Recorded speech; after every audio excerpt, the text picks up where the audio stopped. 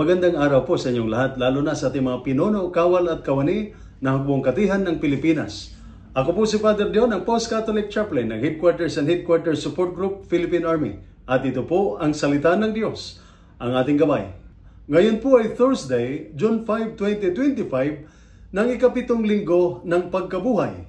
Ang ating ebanghelyo sa araw na ito ay ang huling bahagi ng priestly prayer ng ating Panginoon. At sa huling bahagi ng panalangin ni Jesus bago ang kanyang pagdurusa, hindi lang ang kanyang mga alagad ang kanyang ipinagdarasal, kundi pati na rin tayong lahat na mananampalataya sa kanya sa mga susunod na henerasyon. At ano naman ang laman ng panalangin ng ating Panginoon? Pagkakaisa. Sinabi niya, naway silang lahat ay maging isa.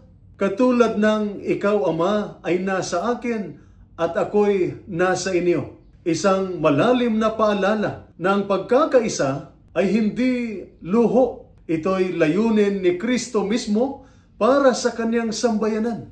Sa ating panahon, lalo na sa loob ng organisasyon tulad ng hukbo at sa lipunan sa pangkalahatan, hindi maiiwasan ang pagkakaiba. Pagkakaibang opinyon, prinsipyo, politika, kultura at pananaw. Minsan, ang pagkakaibang ito ay nauuwi sa di pagkakaunawaan, hidwaan o inggitan. Ngunit bilang mga anak ng Diyos at tagapagtanggol ng bayan, tayo'y tinatawag sa mas mataas na pamantayan, ang mamuhay sa pagkakaisa sa kabila ng pagkakaiba.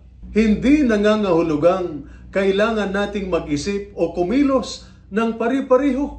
Ang ibig sabihin ng pagkakaisa ay pagkakaroon ng isang puso para sa kabutihan, isang layunin para sa kapayapaan, at isang pagkilala na kahit iba-iba tayong pinanggalingan, iisa ang Diyos na ating pinaglilingkuran. Ang tunay na lakas ng isang organisasyon ay hindi lamang nasa armas o estratehiya, kundi sa matibay na ugnayan ng mga taong nagtitiwala sa isa't isa.